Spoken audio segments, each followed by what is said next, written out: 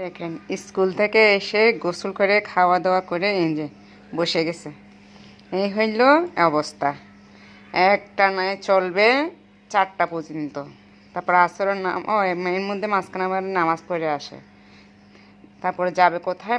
আসরের নামাজ পড়ে খেলতে, আবার এসে পড়াশোনা করে আবার এটা মানে এটা বন্ধ করা যাবে না, ল্যাপটপ বন্ধ করা যাবে না। তার কি নমুনা দেখছেন? কার কার সন্তান এরকম আছে বলেন তো? কার কার আব্বা জান এমন করে?